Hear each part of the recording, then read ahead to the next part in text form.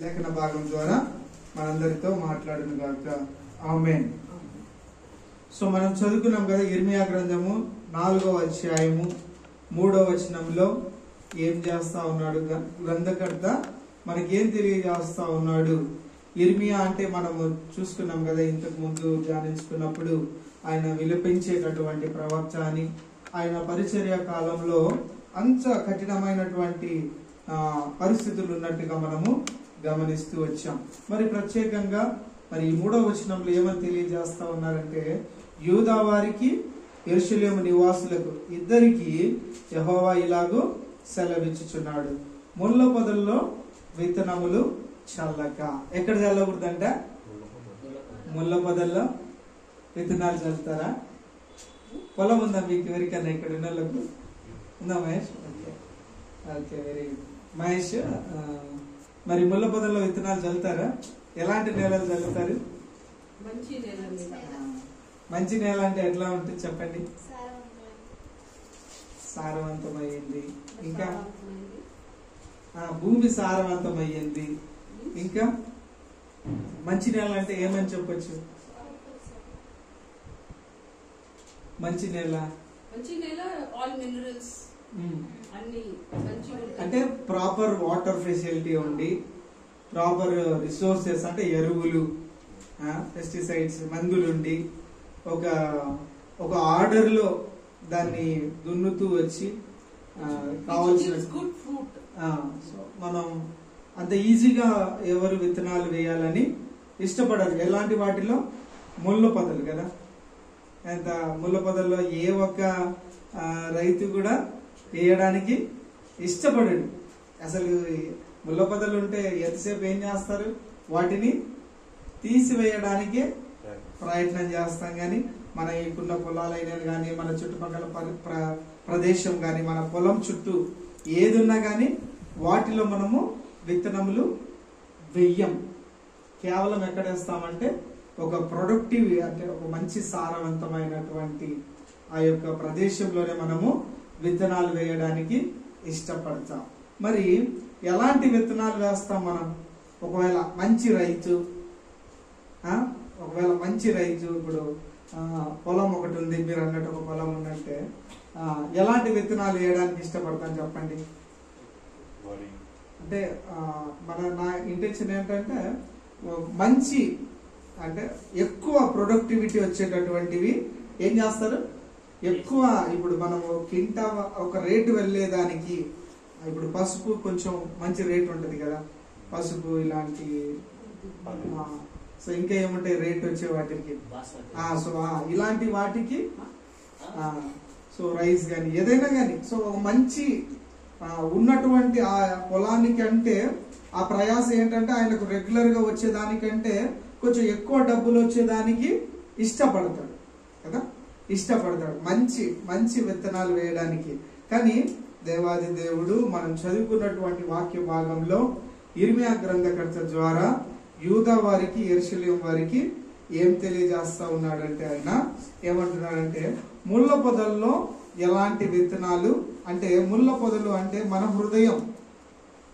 హృదయము ఎలా ఉంటుందంటే, ఒక లేఖన భాగం చదువుకుందాం. మత్తయి సువార్త 7వ అధ్యాయము 22వ వచనాన్ని మనం ఒకసారి గమనించినట్లయితే, మత్తయి సువార్త 7వ అధ్యాయము 22వ వచనం. ఇక్కడ చూడండి, 22, 23 కాదు క్షమించండి, మత్తయి సువార్త 13వ అధ్యాయము 13వ అధ్యాయంలో 22వ వచనం. మత్తయి సువార్త 13వ అధ్యాయము 22వ వచనం ఏమనుందండి అక్కడ? ముండ్ల పొదల్లో విత్తబడిన వాడు వాక్యము వినువాడే గాని ఐహిక విచారమును ధన మోసమును ఆ వాక్యమును అణిచివేయను గనుక వాడు నిష్ఫలుడవును. ఒకవేళ ఇప్పుడు మనం ముండ్ల పొదల్లో కేవలం మనం భోంచేయడానికి వేసేటటువంటి విత్తనాలే విత్తనప్పుడు, నిజంగా ముండ్ల పొదల్లో దేవుడు ఒకవేళ నీలో నాలో మన హృదయంలో వాక్యాన్ని విత్తినప్పుడు అవి ఎదగడానికి అడ్డుగా ఏమున్నాయండి? ఒకవేళ ఆ విత్తనము గిన ఫలించి మంచి అభివృద్ధిలోనికి రావాలంటే ఎన్నో అడ్డంకులు ఉంటాయి. అది ఎదగదు. ఆ ముళ్ళ పొదలు ఏం చేస్తాయి? అణచివేస్తాయి. పైపెచ్చిగా ఒకవేళ అది ఇంకా ప్రయత్నం చేస్తే గాయమయ్యే పరిస్థితి కూడా ఉంటది. అంటే దేవుని యొక్క వాక్యము మనలో ఫలించాలి అన్నప్పుడు మన యొక్క స్థితి ఎట్లా ఉండాలండి? ఆ విత్తనాలది మనకు ఎలాంటి ముళ్ళ పొదలు అంటే కఠినమైనటువంటి వాటికి చోటు ఇవ్వనటువంటి వారిగా మనం ఉండాలి. ఒక మాట చూసుకుందాం. సామెతల గ్రంథము 11వ అధ్యాయము 18వ వచనాన్ని మనం ఒకసారి చదువుకుందాం. సామెతల గ్రంథము 11వ అధ్యాయము 18వ వచనం. భక్తిహీనుని సంపాదన వారిని మోసము చేయును, నీతిని విత్తువాడు ఏమన్నదండి? ఏం విత్తుతున్నాడు ఆయన? నీతిని విత్తుతున్నాడు. అంటే నీతి అంటే ఏమని చెప్పచ్చు? అంటే మంచి విత్తుతున్నాడు కదా. మంచిని విత్తుతే మనం ఏమంటారండి? బైబిల్లో కానీ లేదంటే జనరల్ సామెతలు కానీ లేదంటే నువ్వేదైతే చేస్తావో అదే నీకు ఏమవుతుంది? ఏమొస్తుంది మహేష్ చెప్పు? నువ్వు ఏదైతే చేస్తావో అదే నీకు తిరిగి వస్తుంది అంటారు.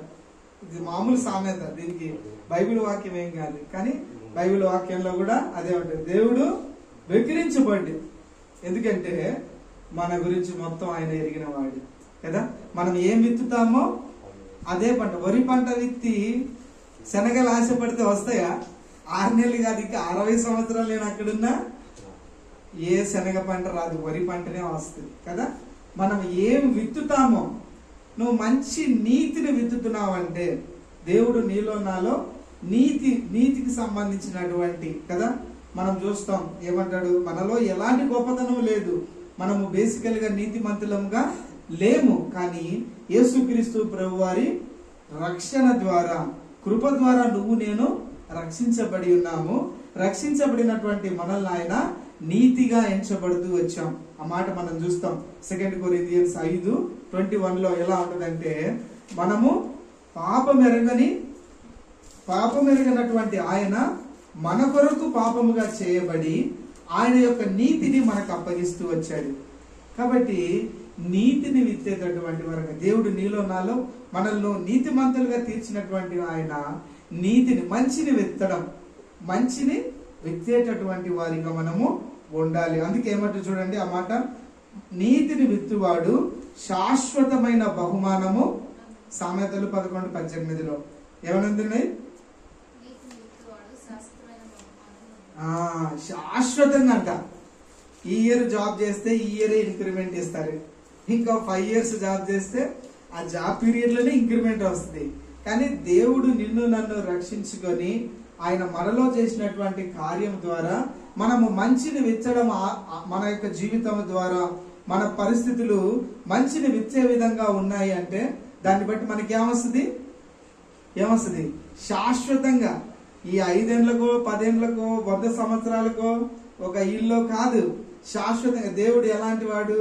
ఆయన శాశ్వతమైన బహుమానం ఇస్తాడంటే అది పోదు, ఇంకొకసారికి, ఇంకొక గంటకో ఇంకో కొన్ని రోజులకో పోయేది కాదు.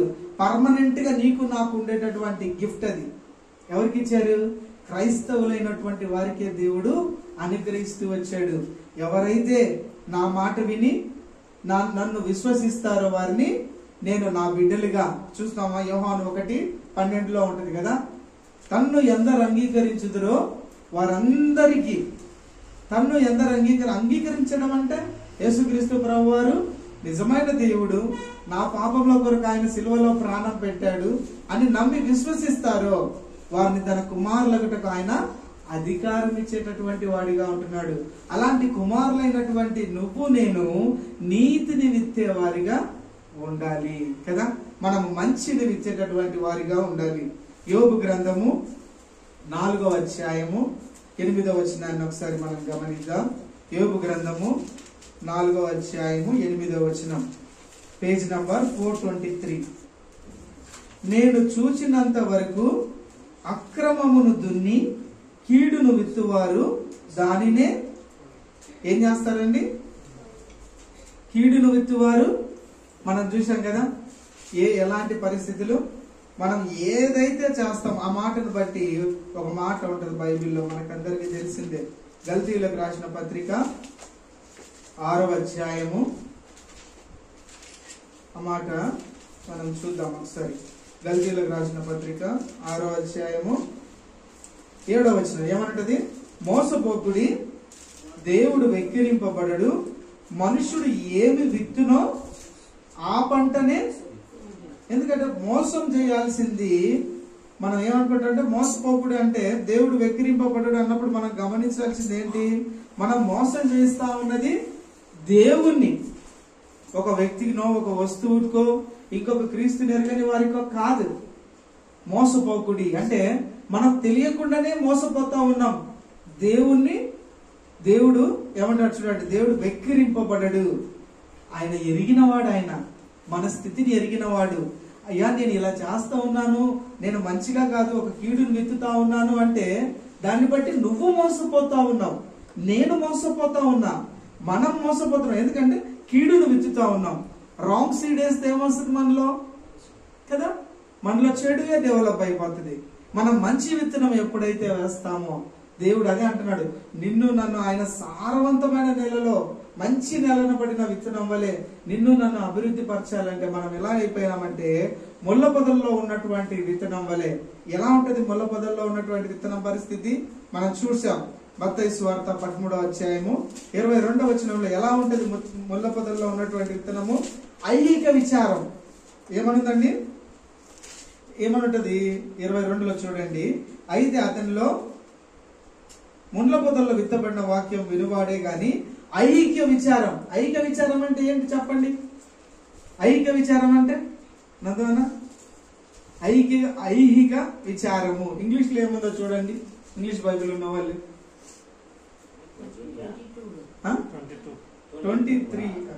22 yes fine. You will be hated by all for my name's sake, but he who endures to the end will be saved.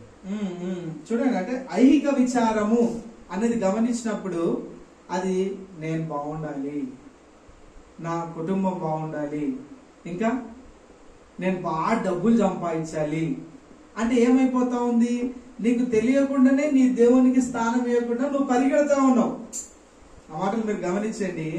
ఐహిక విచారం అంటే నా సెల్ఫ్ డెవలప్మెంట్, అంటే దేవుని కంటే ఎక్కువ కూడా నేను నా భార్యని నా పిల్లలని, అంటే గొప్ప కోసం చెప్పట్లేదు కానీ మొన్న సండే రోజు యాప్రాలకు నేను రాకూడదని అనుకున్నా. అసలు ఇంట్లో సమాధానంగానే లేదు నాకు. సరే పోయేసేస్తే సరిపోతులే ఒక గంట అంటే మనం అంటే ఇదేదో మంచి చెప్తా ఉన్నానన్న ఉద్దేశం కాదు, కానీ ఆ హార్ట్ మనకు ఉండాలి. మనము కంఫర్టబుల్ గా అన్ని ఉన్నప్పుడు దేవుణ్ణి మస్తు చేస్తాం. ఆయన అది ఎక్స్పర్ట్, ఆయన ఇష్టపడ్డాడు. అది ఆయన ఏంటంటే ఎనీ సర్కమ్స్టాన్సెస్ మన పరిస్థితులు ఎంత డీవియేట్ అయినప్పటికీ కూడా దేవుడు ఏదైనా పని నీకు నాకు ఇచ్చాడు నమ్మకంగా అంటే, అందుకే కదా నాకంటే ఎక్కువగా నీ భార్యనైనాను తల్లినైనాను ఎవరినైనాను నువ్వు ప్రేమించకూడదు అంటే వదిలిపెట్టకూడదు కానీ బాధ్యత వహించాలి. అలాగే దేవుని పనిని కూడా నమ్మకంగా చేయాలి. అది ఎంత సమాధానంగా ఉంటుందంటే అది మనం ప్రభు యొక్క సన్నిధిని ఆనందించగలుగుతాం. మన యొక్క సంతోషంలో దేవుణ్ణి ఆనందించే విషయంలో ఎంత మేరకు మనం జ్ఞాపకం చేసుకుంటామో తెలియదు, కానీ మన యొక్క దుఃఖంలో దేవుని దగ్గరికి వచ్చినప్పుడు మన యొక్క ఆనందం రెట్టింపు అవుతుంది. మనకు తెలియకుండానే దేవుణ్ణి ఎంతో ఆరాధించే వారిగా మనము తయారవుతాం. ఎందుకంటే ఈయన తప్ప నాకు ఇంకో దిక్కు లేదు కదా అన్న స్థాయిలోనికి మనము రాగలుగుతాం. కానీ ముళ్ళ పొదల్లో ఉన్నటువంటి విత్తనం పరిస్థితి ఏంటంటే నేను బాగుండాలి, లేదా ఇంకోటి ఏమన్నా చూడండి. ఐహిక విచారంతో పాటు ధన మోసం, అంటే మోసపూరితంగా డబ్బు సంపాదించడం అన్నది, అంటే ధనం కోసం సమయాన్ని వెచ్చించడం, ధనం కోసము ఏదేదో మనం పరిగెత్తడం. ఆ మాటను బట్టి ఒక మాట కూడా మొదటి తిమోతికి రాసిన మొదటి పత్రిక 6వ అధ్యాయము 9వ వచనం నుంచి 9-10 ఏమనంటదంటే, ధనవంతులగుటకు ఆపేక్షించు వారు శోధనలోను ఉరిలోను అవివేక యుక్తములను హానికరములైన అనేక దురాశలలోను పడుదురు. అట్టివి మనుషులను నష్టములోను నాశనములోను ముంచివేయును. ఎందుకనగా ధనాపేక్ష సమస్తమైన కీడులకు మూలము. కొందరు దానిని ఆశించి విశ్వాసము నుండి తొలగిపోయి నానా బాధలలో తమ తామే పొడుచుకొనిరి.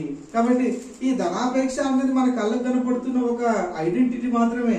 కానీ దేవుని నుంచి డీవియేట్ అయిపోయి అది ఏదైనా కానీ అది నీకు మొల్ల పొదల్లో ఉన్నటువంటి నీ యొక్క నా యొక్క విశ్వాస జీవితం. నిజంగా ముళ్ళ పొదల్లో ఉన్నటువంటి విత్తనానికి సరైన వాటర్ ఉంటది, సరైనటువంటి రిసోర్స్ ఉంటాయి, సరిపడినంత వాన వస్తుంది, సరిపడినంత ఎండ తగులుతుంది. కానీ ఏముండదు, ఎదుగుదల ఉండదు, విశ్వాసంలో ఎదుగుదల ఉండదు, మనలో మంచి అది. ఎందుకు సామెతలు ఆయన చెప్తున్నాడు, నీతిని వెత్తడం లేదు మనం. దయచేసి గమనించండి, నీతి అంటే ఏదో గొప్పది కాదు.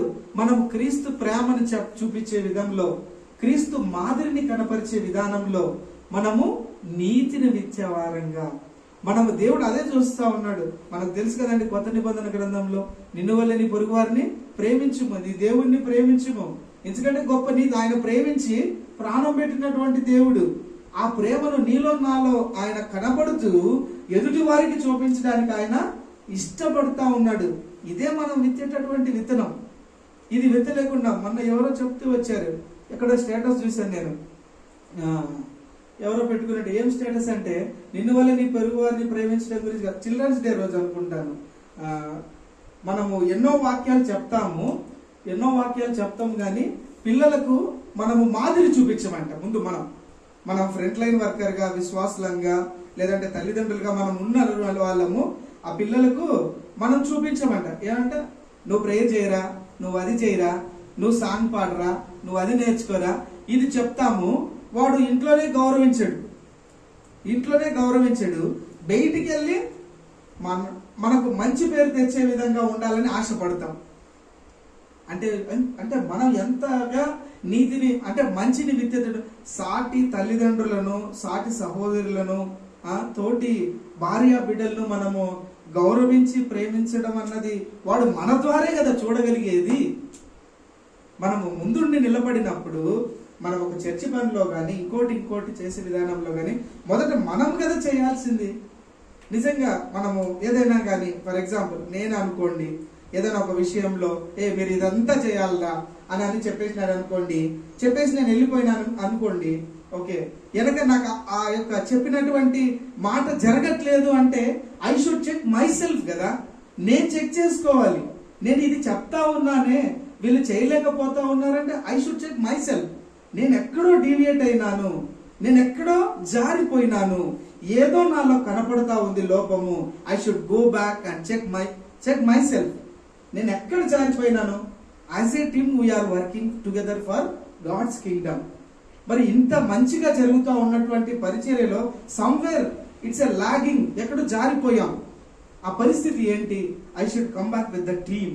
I will ask dum each and every one, ఎక్కడ మనం పరిస్థితులు ఎందుకు ముందుకు వెళ్ళట్లేదు అన్నది మనము సరిచేయబడాలి. అది not only front line worker అని కాదు, ఎక్కడున్నప్పటికీ కూడా పరిచర్యను మనము ముందుకు నడిపించే వారిగా మనము ఉండగలగాలి. అది నీతిని విత్తడం అంటే ఏదో లేని పరిస్థితిలో ఎక్కడికో లేదు.